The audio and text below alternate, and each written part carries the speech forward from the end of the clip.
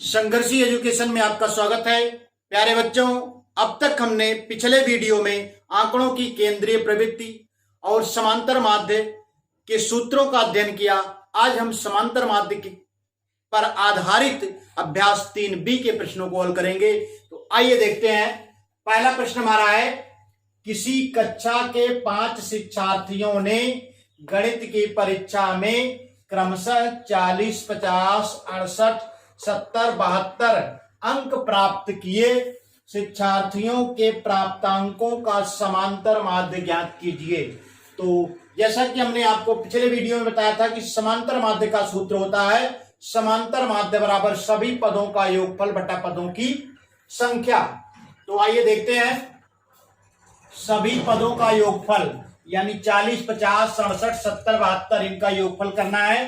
तो ये हो जाएगा 40 धन 50 धन 68 धन 70 धन 72 बटा पदों की संख्या।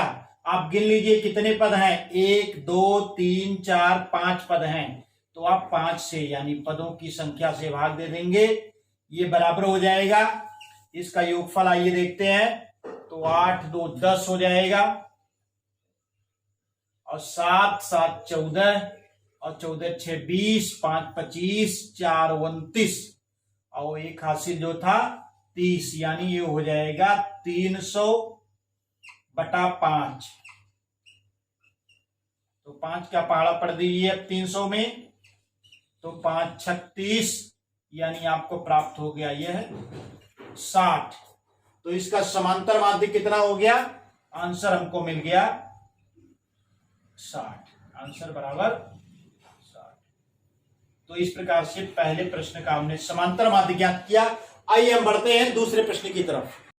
हाँ तो बच्चों, दूसरा प्रश्न हमारा है, किसी फैक्ट्री के 15 मजदूरों की प्रतिदिन की मजदूरी क्रमशः 70, 110, 65, 80, 75, 85, 80, 76, 94, 100, 105, 110, 103, 81, 86 रुपए है। मजदूरों की मजदूरी का समांतर माध्य ज्ञात कीजिए।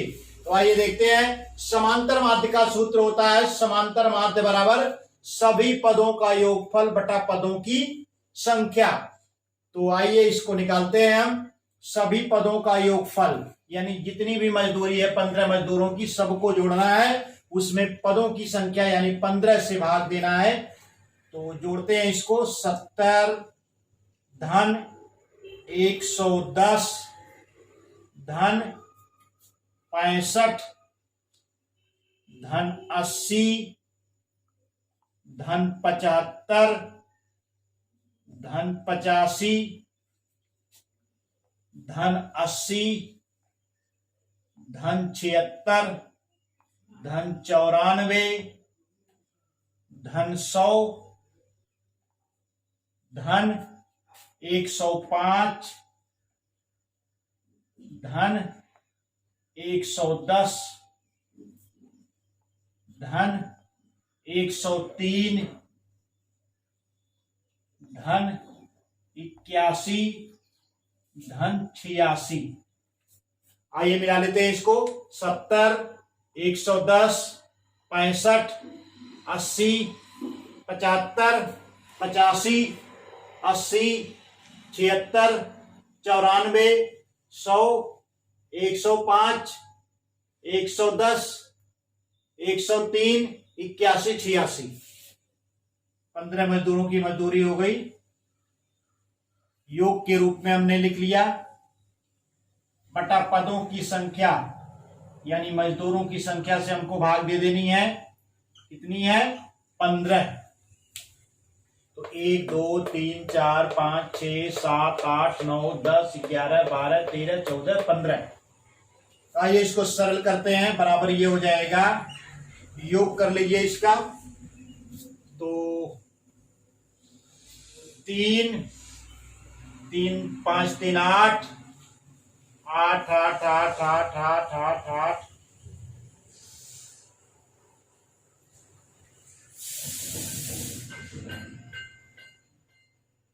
जोड़ते हैं, चलिए।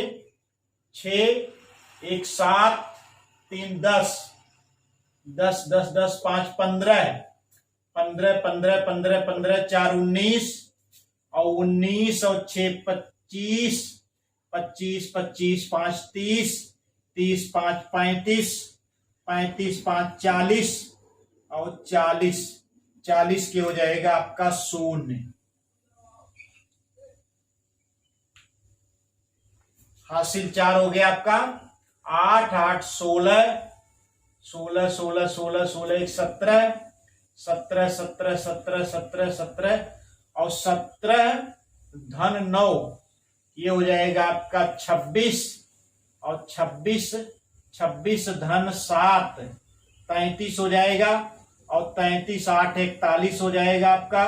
41 41 8 49, और 49 7 हो जाएगा आपका 56, और 56 8 हो जाएगा 64, और 64 6 हो जाएगा आपका 70, और 70 1 71, और 71 और 7 71 7 हो जाएगा आपका 78, और हासिल 4 था। 78 और 4 हो जाएगा आपका 82 के 2, हासिल 8। आगे फिर जोड़ते हैं हम, सैकड़े वाला अंक जोड़ते हैं। 1 2 3 4 4 4 4 4 4 4 5, और हासिल 8 हमारा था, तो 8 5 हो जाएगा 13, यानी 1320 बटा हो गया 15। अब 1320 में आप 15 से भाग दे दीजिए, तो पहाड़ा पढ़िए, तो 15 वट्ठे 120 होता है। 8 आया, 120, 132 में से 120 आप घटाएंगे तो 12 प्राप्त होगा, 0 उतारेंगे तो पुनः ये 120 हो जाएगा। तो 15 वट्ठे 120, यानी 1320 में आप 15 से भाग दिए तो आपको 88 प्राप्त हो गया। तो इस प्रकार से हमारा दूसरे प्रश्न में जो समांतर माध्य ज्ञात करना था वो हमको प्राप्त हो गया। कितना हो गया? 88। तो इस प्रकार से दूसरा प्रश्न हल हो गया है। आइए हम बढ़ते हैं तीसरे प्रश्न की तरफ। आज बच्चों तीसरा प्रश्न हमारा है, नीचे दी गई सारणी के आंकड़ों का समांतर माध्य ज्ञात कीजिए, जिसमें आपको पद दिए गए हैं। पद यानी यक्स 4 6 8 10 12 14, इनकी बारंबारताएं यानी यफ दिया गया है 3 4 2 2 6 8। अब हमें इसकी समांतर माध्य ज्ञात करना है, तो सुविधा के लिए हमने इसको सारणी के रूप में लिख लिया है। समांतर माध्य का जो सूत्र होता है हमारा, समांतर माध्य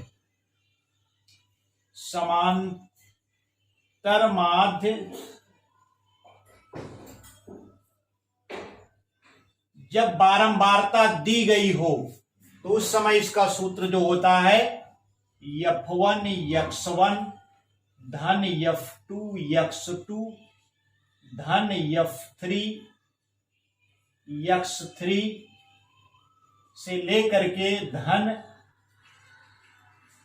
Fn xn बटा F1 धन F2 धन F3 धन Fn, यानी F1 x1 F2 x3 F3 x3 धन Fn xn, इन सबका योग बटा F1 धन F2 धन F3 से लेकर के Fn तक। ये बराबर आप लिखते हैं सिग्मा fx बटा सिग्मा f, जहां पर f क्या है? बारंबारता को प्रदर्शित करता है, और x क्या है? पदों को व्यक्त करता है।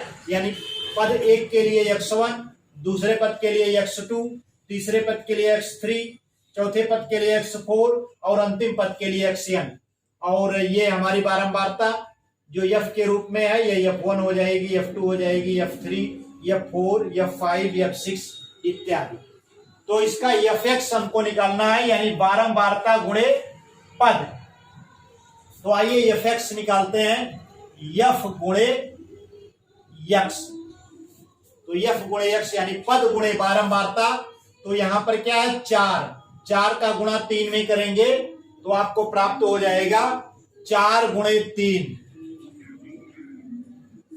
यफ एक्स है तो यफ पहले लिखेंगे आप, तो 3 गुणे 4 बराबर क्या हो गया, 12। यानी यफ एक्स F1 गुणे x1। इसी प्रकार से F2 गुणे x2। तो ये हो जाएगा 4 गुणे 6 बराबर 4 छक 24, और 2 गुणे 8 तो 2 अट्ठे 16 हो जाएगा, 2 अट्ठे 16, और 2 गुणे 10 बराबर हो जाएगा 2 दाम 20, और 6 गुणे 12 बराबर 12 छक 72, और ये हो जाएगा 8 गुणे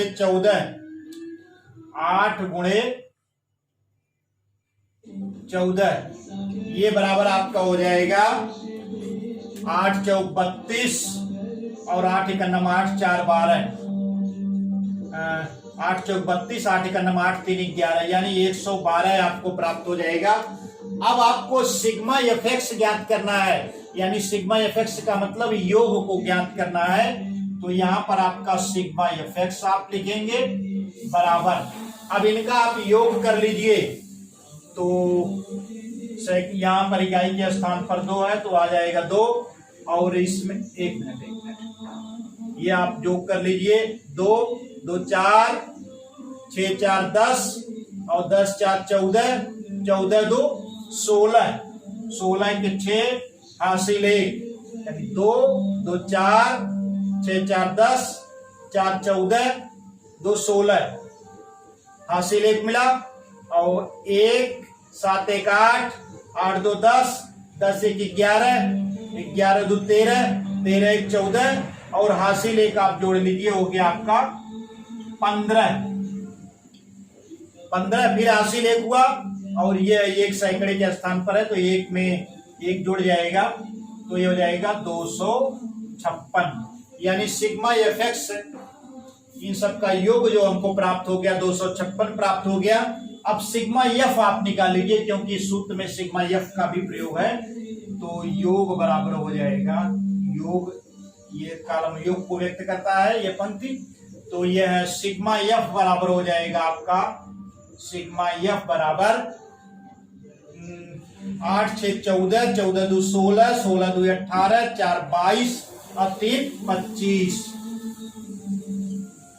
यानी बारंबारताओं का योग जो है सिग्मा एफ हमको 25 प्राप्त हो गया है। आइए इसको सूत्र में रख देते हैं, बराबर ये हो जाएगा 256 बटा 25, यानी सिग्मा एफ एक्स 256 आपको मिला, तो इसमें हमने 256 रख दिया। सिग्मा एफ क्या है, 25 है, तो सिग्मा एफ के स्थान पे हमने 25 रख दिया, यानी बारंबारताओं का योग 25 है। ये बराबर हो जाएगा हमारा,